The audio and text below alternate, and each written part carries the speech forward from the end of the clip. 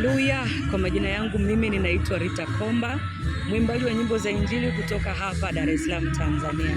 Ninamshukuru Mungu, leo nimepata bahati au nimepata neema ya kuhudumia KLPT hapa Kigamboni Feli kwenye thimu inayosema Our Identity is in Christ. Kwa wale wasioelewa kizungu kidogo, utambulisho wetu katika Kristo, ama utambulisho wetu sisi kama Wakristo ni Yesu Kristo wa Nazareth aliye hai. Kiukweli huduma ni njema sana, thimu imebamba, lakini waimbaji wamehudumia watu kwa viwango vya juu. Tumesikia neno kutoka kwa watumishi mbalimbali wakizungumza na wanafunzi kimwili, kiroho na kisaikolojia. Huduma bado inaendelea kama unavyosikia huko kwenye background, na tunakukaribisha wewe ambaye unaendelea kufuatilia kwenye mitandao ya kijamii.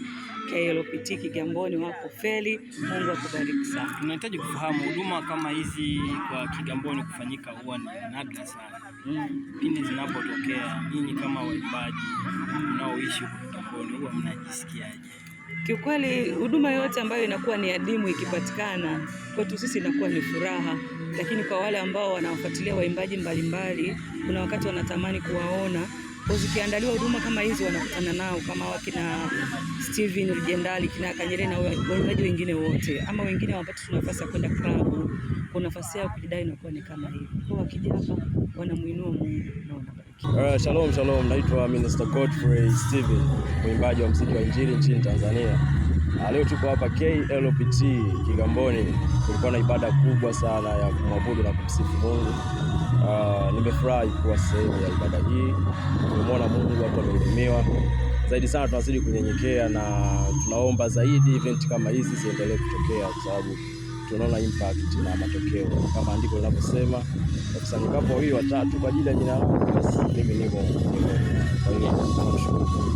Tunataka kufahamu wewe kama msanii ambaye wa nyimbo za injili kwa sasa ni mkubwa nchini Tanzania, unawaambiaje upcoming ambao wanakuja kwenye muziki huu wa gospel? Cha kwanza nawapongeza, njia mliochagua ni njia sahihi ya kumtumikia Mungu, lakini sio njia nyepesi sana.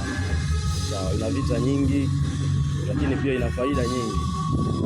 Kwa kikubwa anachosema ni kwamba muombe Mungu akusaidie, kwa sababu mkate au package ya gospel ni kubwa sana, na kila mtu kuna lengo ambalo ameitiwa.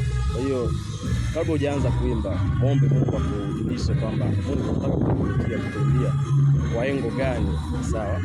Ili sasa usije kawa unajituma, ila Mungu akutume kufanya kile unachotaka kufanya. Zaidi sana ni kutie moyo, unaweza na Mungu akubariki. Kwa nini gospel na sio bongo flava? Nafikiri mimi nimeumbwa kwa ajili ya hivyo. Kusoma Yeremia 1:5, Mungu anasema tangu tuko tumboni alishatujua akatutakasa. Kwa hiyo hata kama ningeanza huko bongo flava ni lazima tu kitu cha Mungu kingenidai ningekuja gospel. Lakini nashukuru neema ya Mungu iliniwahi kabla sijaanza hiyo muziki ya huko. Kikubwa pia namshukuru Mungu kuniko katika familia inayomjua na kumtumikia Mungu. Kwa hiyo pia imenisaidia. Waimbaji kama wewe wengi wamefungua makanisa. Wewe una mpango wa kuwa na kanisa au? Sina mpango wa kufungua kanisa mpaka nitakaposikia sauti ya Mungu ikisema. Ila mpaka sasa hivi bila sijasikia kabisa nikiambiwa Godfrey kafungue kanisa.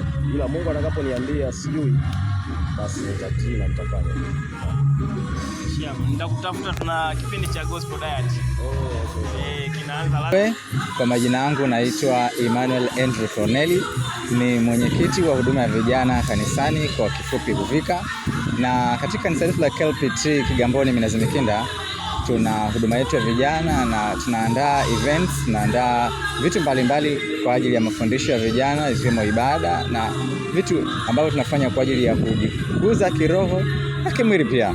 Kwa leo siku ya Jumamosi tulikuwa na ibada maalum kabisa inaitwa Knowing Our Identity in Jesus Christ. Ibada hii inamaanisha ni kujitambua sisi ni akina nani katika Mungu. Tunapotambua sisi ni akina nani, kuna vitu ambavyo tunaweza kuvifanya kwa kutambua uwepo wa Mungu katika maisha yetu, lakini pia kuna vitu vingine tunaacha kwa sababu havituhusu, kwa sababu sisi sio upande huo. Kwa hiyo tunatamani kushare vitu vingi na vijana wa maeneo mbalimbali Tanzania nzima na ulimwengu kwa ujumla, ili kila kijana afahamu yeye ni nani katika Yesu, aweze kukua kiroho na kimwili, akijua mwelekeo wake hasa katika mambo ya imani na kimwili. Asante sana kwa niaba ya vijana wote nakukaribisha kanisani kwetu KLPT Minazi Mikinda Kigamboni. Jina langu naitwa Shedrack Joseph Justin, ni mwenyekiti wa huduma ya watoto kanisani naita Huwaka. Katika event hii au kongamano hili ni miongoni mwa wadau na wawezeshaji katika kufanikisha hili kongamano.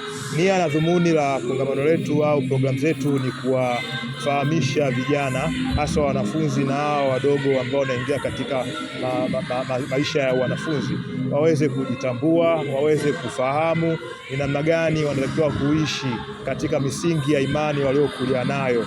Na programu hizi tutakuwa tunafanya mara kwa mara, tutajitahidi kufanya mara kwa mara ili kuweza kuwawezesha wanafunzi wa sekondari, vyuoni na college mbalimbali ili kuweza kufahamu utambulisho wao katika imani ya Kikristo.